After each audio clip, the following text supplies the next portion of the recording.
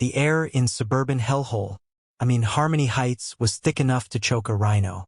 July in this armpit of America always felt like Mother Nature was running a particularly nasty experiment in climate change, one involving copious amounts of humidity and the relentless buzzing of cicadas plotting world domination. Jamal, just trying to live my life, Williams, was sweating like a sinner in church, not because of the weather, but because today was the day. The day my new refrigerator, a gleaming stainless steel behemoth of frosty goodness, was being delivered. Now, some folks might scoff at the idea of getting excited about a refrigerator. But those folks clearly haven't lived with a fridge that sounds like a dying walrus every time it tries to keep a carton of milk from turning into cheese. My old fridge, bless its rusty heart, had officially kicked the bucket, or rather, it had leaked its last Freon tear onto my kitchen floor. So, this new fridge wasn't just an appliance. It was a symbol of my hard work, my financial responsibility, sort of, and my unwavering commitment to keeping my beer at the optimal temperature.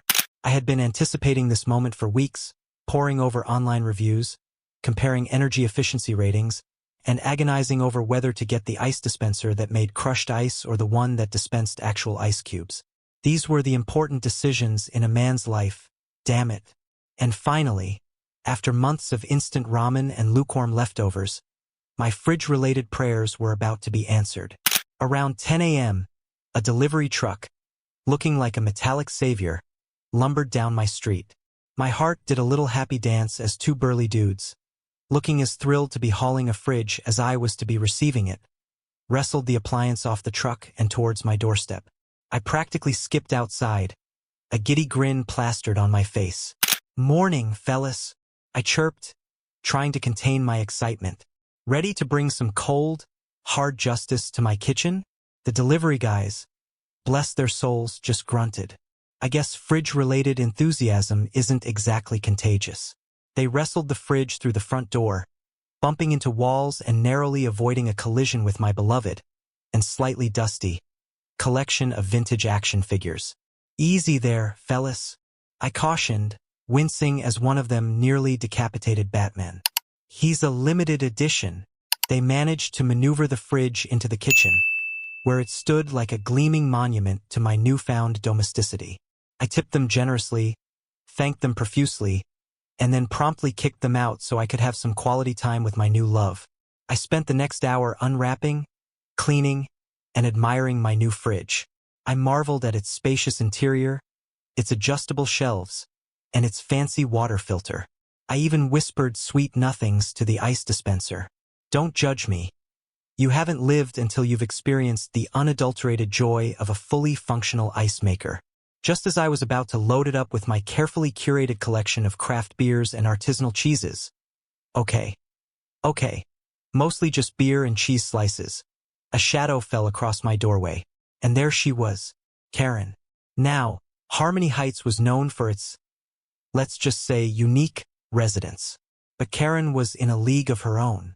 She was the kind of woman who weaponized HOA regulations, who complained about the length of my grass while simultaneously letting her own weeds grow rampant, and who seemed to derive a perverse pleasure from making other people's lives miserable. She was the human equivalent of a mosquito bite, irritating, persistent, and ultimately completely pointless. She stood there, arms crossed, her fleshy face contorted into a mask of disapproval. Her blonde hair, teased to the heavens and held in place with enough hairspray to deplete the ozone layer, shimmered in the sunlight. She was dressed in her signature ensemble, a floral print dress that was at least 2 sizes too small, white capri pants that screamed, "I gave up," and sandals adorned with enough plastic flowers to make a craft store jealous. "Excuse me," she began, her voice dripping with condescension. "Is that your delivery truck blocking the street?" I sighed. This was it. The beginning of another one of Karen's neighborhood skirmishes. "Good morning to you too, Karen," I replied, trying to keep the sarcasm out of my voice. "Yes, it was. But they're gone now. Is there a problem? Is there a problem?" she shrieked, her voice rising an octave. "Of course there's a problem. I almost couldn't get my SUV through. Do you have any idea how inconvenient that was?"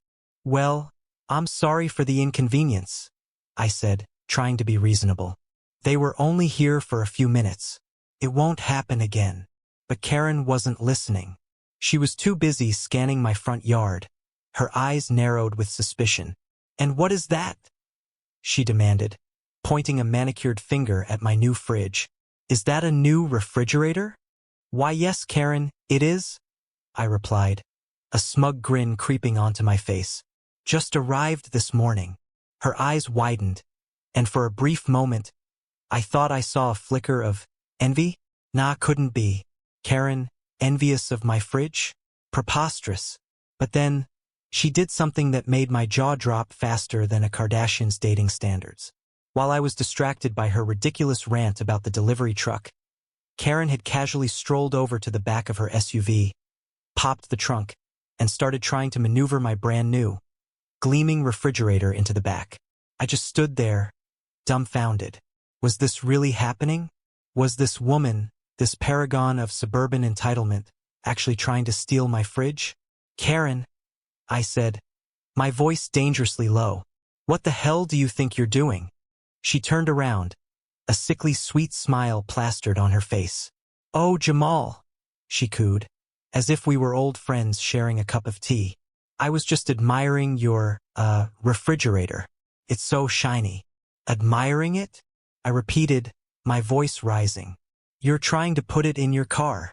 That's not admiring, Karen. That's stealing." Her smile vanished, replaced by a look of pure, unadulterated indignation. "Don't be ridiculous, Jamal," she snapped. "This is my refrigerator. I ordered it weeks ago. You must have gotten the wrong one." I stared at her, incredulous. She was actually trying to gaslight me. This woman was next-level crazy. "Karen," I said, trying to remain calm, "I have the receipt. I have the delivery confirmation. I have witnesses. That is my fridge.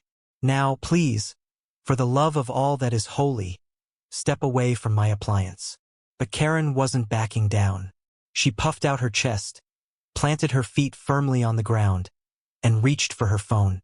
"I'm calling the police," she announced, her voice trembling with righteous anger. "Yes, hello, 911?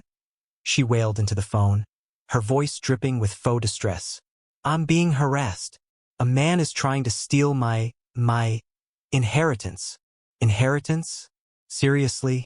Was she now claiming my refrigerator was a family heirloom? I swear, the woman's imagination was more fertile than my attempts at growing tomatoes. I rolled my eyes so hard I thought they might get stuck. "Inheritance? Karen, it's a fridge. I bought it online last week." She ignored me, her eyes glued to the phone, her performance reaching its crescendo. "He's threatening me. He's brandishing a spatula." Okay, that was a lie. I wasn't brandishing anything. I wasn't even holding a spatula. But I had to admit, the image of me wielding a spatula like a medieval weapon was kind of hilarious. I might have to try that sometime. "Ma'am, can you give me your location?" the 911 operator asked, her voice sounding understandably weary. I imagined she dealt with Karen-esque situations on the daily. It probably came with the job description. Must be able to handle unreasonable requests, outlandish accusations, and the occasional claim of stolen inheritance. Karen rattled off her address, adding a theatrical sob for good measure. "Please hurry. I'm in mortal danger. He's threatening to defrost my frozen yogurt." That was it. That was the line that broke me. I burst out laughing, a loud, uncontrollable guffaw that echoed through the quiet suburban street. Karen glared at me, her face turning a shade of red that clashed horribly with her floral print dress. "This isn't funny, Jamal," she shrieked, her voice cracking. "This is a serious situation." "Oh, I know, Karen," I said, wiping tears from my eyes. "It's just the frozen yogurt thing. That was a stroke of genius. You should be a writer." She slammed the phone shut, her eyes blazing with fury. "You think this is a joke? Just wait until the police get here. You'll be singing a different tune then." "Oh, I'm sure I will," I replied, my sarcasm dripping like condensation from a faulty AC unit. "Maybe I'll sing Kumbaya. Or perhaps a rousing rendition of She'll Be Coming Round the Mountain. You got any requests? Karen just huffed and turned her back on me, resuming her attempts to shove my fridge into her SUV. It was like watching a walrus trying to squeeze into a clown car, comical, pathetic, and ultimately futile. While we waited for the cavalry to arrive, I decided to document the whole thing. I pulled out my phone and started recording, capturing Karen's increasingly desperate attempts to steal my appliance. This wasn't just about revenge. It was about posterity. I wanted to have proof of this madness, a visual reminder of the day my neighbor went completely off the rails. Just getting some evidence for the inevitable court case, Karen? I said, holding up my phone. Don't mind me. Just smile for the camera. She flipped me off, which, let's be honest, was pretty much the highlight of my morning. I mean, when was the last time someone had the audacity to flip me off while simultaneously trying to steal my fridge? It was a multitasking feat of epic proportions. A few minutes later, the sirens wailed in the distance, growing louder and louder until 2 police cars screeched to a halt in front of my house. 2 officers emerged, looking as thrilled to be dealing with a suburban dispute as those fridge delivery guys had been earlier. The first officer, a young guy with a buzz cut and a nervous demeanor, approached Karen. "Ma'am, we received a call about a disturbance. What seems to be the problem?" Karen launched into her spiel, a melodramatic tale of theft, harassment, and the imminent demise of her frozen yogurt. The officer listened patiently, nodding occasionally, but I could tell he wasn't buying it. He kept glancing at me, a hint of skepticism in his eyes. The second officer, a woman with a no-nonsense attitude and a gaze that could melt glaciers, came over to me. "Sir, can you tell me your side of the story?" I took a deep breath and calmly explained what had happened, from the delivery of my new fridge to Karen's outrageous attempt to claim it as her own. I showed her the receipt on my phone, the delivery confirmation email, and the video I had taken of Karen trying to stuff the fridge into her SUV. The officer watched the video, her lips twitching slightly. I could tell she was trying not to laugh. "So, let me get this straight," she said, raising an eyebrow. "She called 911 because she thought she could steal your refrigerator and get away with it?" "Pretty much," I replied, shrugging. "I told you, she's unique." The officer sighed and turned to her partner. "Okay, let's get this sorted out." They spent the next 20 minutes questioning Karen, examining the evidence, and generally trying to make sense of the whole absurd situation. Karen, of course, refused to back down, insisting that the fridge was hers and that I was trying to defraud her. "I've been a victim of identity theft," she wailed, clutching her chest. "This man is trying to ruin my life." The officers exchanged weary glances. This was clearly not their first rodeo with a delusional suburbanite. Finally, after what felt like an eternity, the female officer approached me.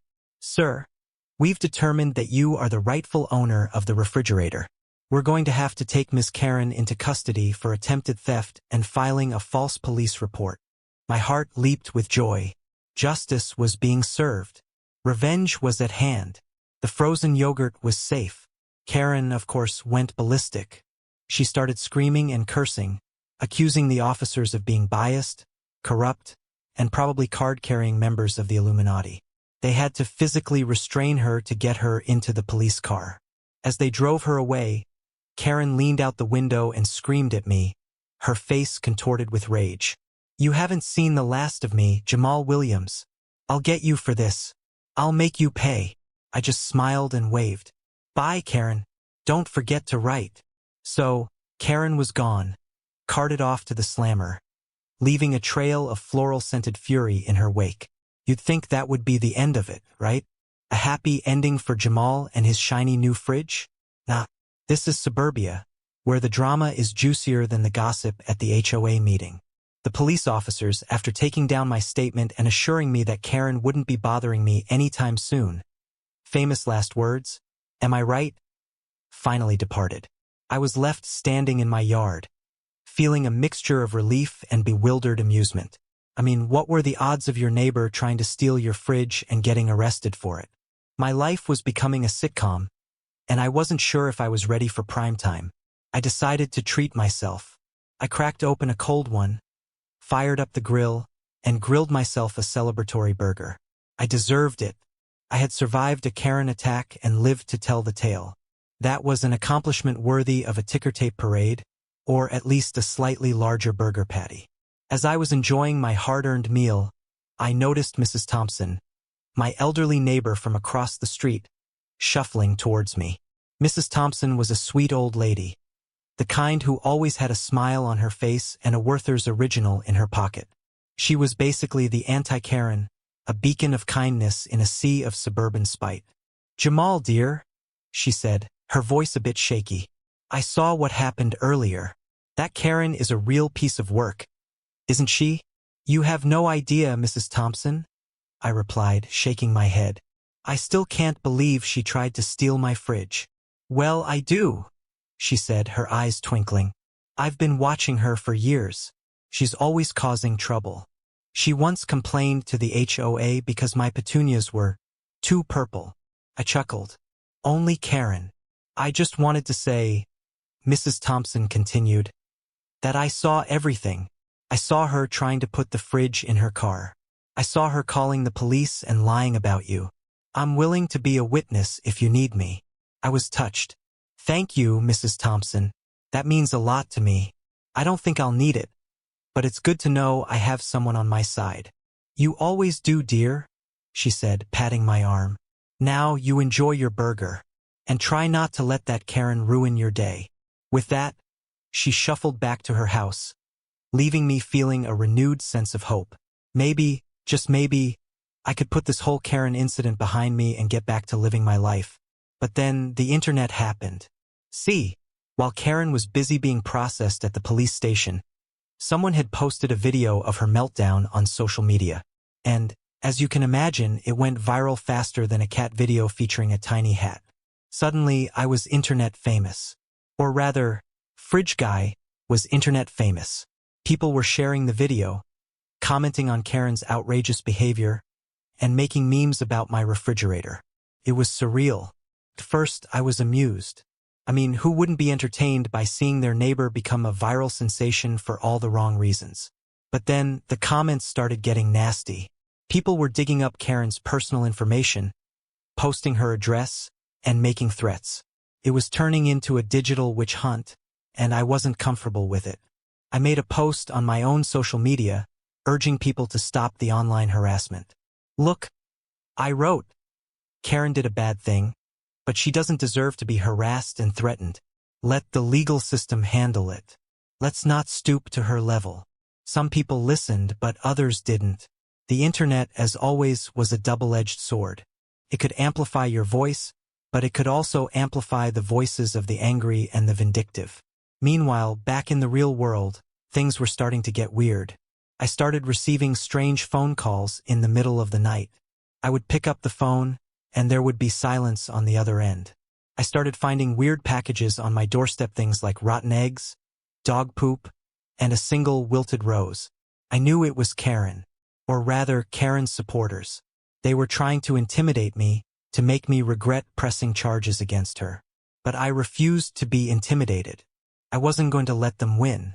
I installed security cameras around my house and reported the incidents to the police. They took it seriously, promising to investigate. But I knew that catching the perpetrators would be difficult. They were operating in the shadows, using anonymous phone numbers and burner accounts. The whole situation was starting to take a toll on me. I was stressed, anxious, and constantly looking over my shoulder. I couldn't sleep, I couldn't eat, and I couldn't shake the feeling that I was being watched. I started to wonder if I had made the right decision. Maybe I should have just let Karen steal the fridge. Maybe it would have been easier than dealing with all this drama. But then I remembered Mrs. Thompson's words, "Try not to let that Karen ruin your day." And I realized that she was right. I couldn't let Karen ruin my life. I had to stand my ground, to fight back against the harassment, and to prove that I wouldn't be bullied. I decided to take action. I contacted a lawyer and started building a case against Karen for harassment and stalking. I gathered evidence, documented the incidents, and prepared to take her to court. I was ready to fight. I was ready to take back my life. and I was ready to make Karen pay for what she had done. The battle lines were drawn. The stakes were high, and the revenge was about to get real. This wasn't just about a stolen fridge anymore. This was about justice, about standing up to bullies, and about proving that even in suburbia the good guys can win. Even against a Karen. Especially against a Karen. While I was busy trying to rebuild my life and fight off the army of internet trolls she'd unwittingly unleashed, Karen was plotting her revenge from behind bars. Now, I'm not saying prison is a walk in the park, but apparently Karen found a way to make it work for her. She befriended a group of inmates who were, shall we say, skilled in the art of manipulation and intimidation. And together, they hatched a plan to make my life a living hell. First, there was the HOA. Oh, the HOA. That bastion of suburban tyranny, that committee of curtain-twitching busybodies, that group of people who clearly had way too much time on their hands. Karen, bless her conniving little heart, had managed to convince the HOA that I was a menace to the community. She claimed that I was running a drug den out of my house, that I was hosting wild parties every night, and that my loud music was disturbing the peace. Now, anyone who knew me knew that those accusations were ridiculous. I was basically the most boring person on the planet. My idea of a wild party was staying up past 10 p.m. to watch reruns of The Golden Girls. But the HOA, fueled by Karen's lies and their own inherent suspicion of anyone who wasn't a carbon copy of themselves, decided to take action. I received a letter informing me that I was in violation of several HOA regulations and that I had to attend a hearing to explain myself. The letter was full of vague accusations and ridiculous demands. It was basically a suburban version of a medieval inquisition. I knew I had to fight back. I couldn't let the HOA bully me into submission. So, I decided to attend the hearing and present my case. I spent hours preparing, gathering evidence to refute Karen's claims, and practicing my speech. I was ready to defend my honor, my home, and my right to live in peace. The day of the hearing arrived, and I was nervous as hell. I walked into the HOA meeting room, which was decorated with generic landscapes and motivational posters that were clearly designed to instill conformity. The members of the HOA board were seated at a long table, looking like a panel of stern judges. Karen, of course, was nowhere to be seen. She was probably watching from her prison cell, cackling with glee as she plotted my downfall.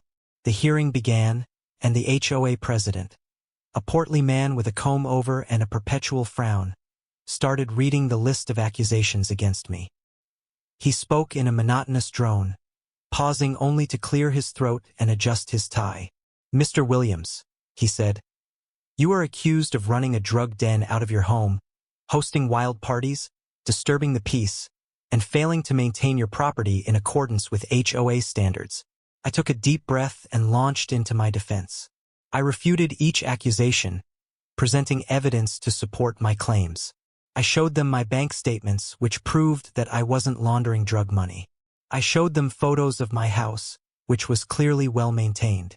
And I brought in Mrs. Thompson, who testified that I was a quiet and respectful neighbor. The HOA members listened in silence, their faces unreadable. I could tell they weren't convinced. They had already made up their minds about me. They had already decided that I was guilty. Finally, after what felt like an eternity, the HOA president spoke. "Mr. Williams," he said, "we have considered your testimony, and we have decided to uphold the charges against you." My heart sank. I had lost. The HOA had sided with Karen. "Therefore," the president continued, "we are ordering you to cease all illegal activities, to stop hosting wild parties, to lower your music volume, and to bring your property into compliance with HOA standards. If you fail to comply with these orders, we will be forced to take further action, including fines, legal action, and possible eviction." I was furious. "This is ridiculous," I shouted. "You're basing your decision on lies and rumors. You haven't even bothered to investigate." "Our decision is final," the president said, banging his gavel. "This hearing is adjourned." I stormed out of the meeting room, feeling defeated and betrayed. I had tried to fight the system, but the system had won. But then, something amazing happened.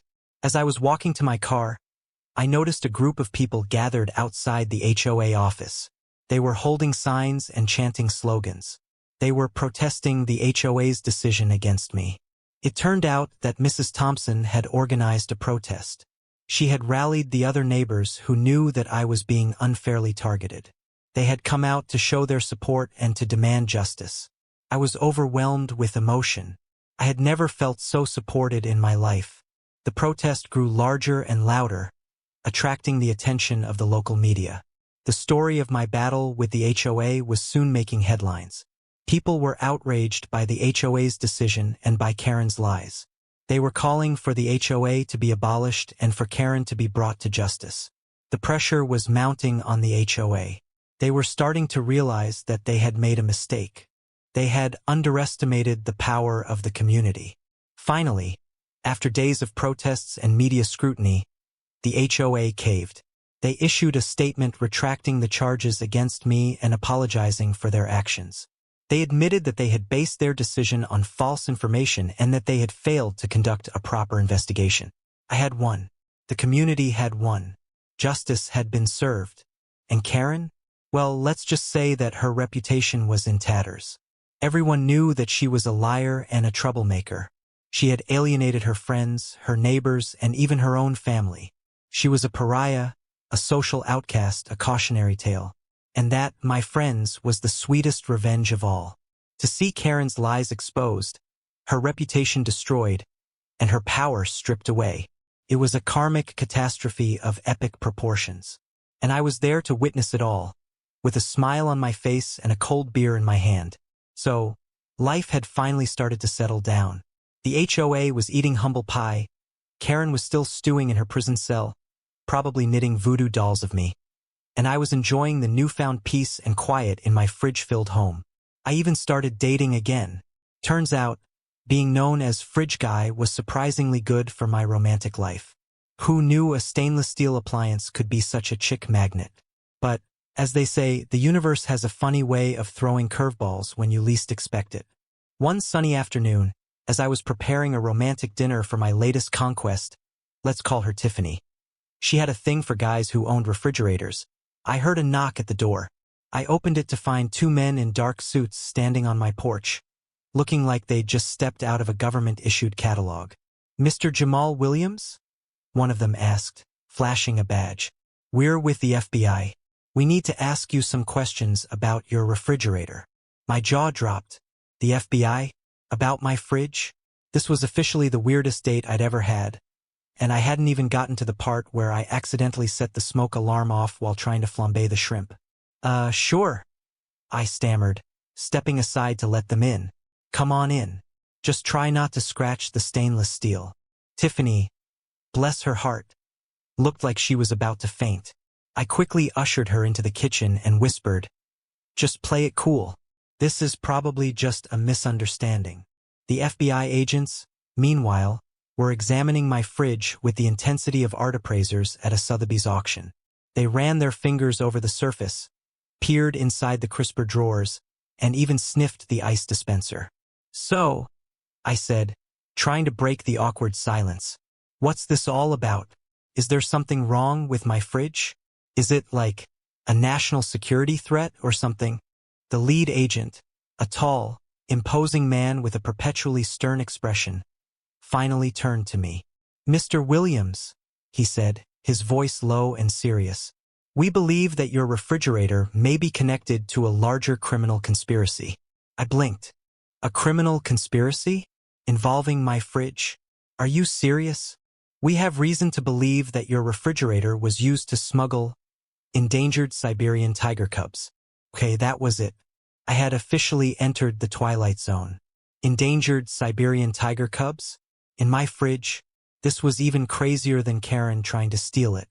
"Look, officers," I said, trying to keep a straight face. "I appreciate the dedication to your work, but there's absolutely no way that there were tiger cubs in my fridge. I mostly just keep beer and leftover pizza in there." The agents exchanged glances. "We have evidence to suggest otherwise, Mr. Williams," the lead agent said. "We have tracked the delivery of your refrigerator. and we believe that it was diverted to a warehouse where the tiger cubs were loaded into the appliance before being delivered to your home.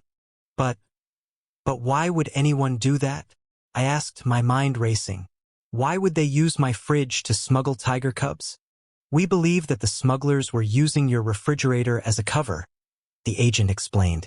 They knew that no one would suspect a brand new refrigerator of harboring illegal wildlife. It was the perfect crime. Almost. That's when it hit me. Karen. This had to be her doing. She was using her prison connections to exact her revenge. And she had chosen the most ludicrous and unbelievable method imaginable. I know who's behind this, I said, my voice rising with anger. It's my neighbor, Karen. She's been trying to ruin my life ever since I caught her trying to steal my fridge. The agents looked skeptical. Karen? The woman who was arrested for theft? What motive would she have to smuggle tiger cubs? Revenge, I exclaimed. She's crazy. She's obsessed. She wants to destroy me, and she doesn't care who she hurts in the process. Even endangered Siberian tiger cubs. The agents decided to take my theory seriously. They contacted the local police and asked them to investigate Karen's prison connections. And sure enough, they discovered that Karen had been communicating with a group of known animal smugglers. They had been planning to use my refrigerator to transport the tiger cubs to a buyer in another state. The FBI agents, armed with this new information, arrested Karen's accomplices and rescued the tiger cubs. The cubs were taken to a wildlife sanctuary, where they were nursed back to health and eventually released into the wild. As for Karen, well, she was facing even more serious charges now. In addition to theft and filing a false police report, she was now being charged with conspiracy to smuggle endangered animals. She was looking at a very long prison sentence, and her reputation was officially in the toilet. And me? I was a hero. The media hailed me as the man who had saved the Siberian tiger cubs. I received awards, accolades, and even a personal thank you note from Leonardo DiCaprio. Apparently, he's a big fan of refrigerators that thwart criminal conspiracies. I used my newfound fame to raise awareness about the plight of endangered animals and to advocate for stricter laws against animal smuggling. I even started a foundation dedicated to protecting wildlife.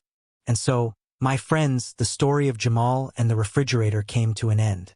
It was a story of suburban madness, of petty grievances and escalating absurdity, of a woman who went to extreme lengths to exact her revenge.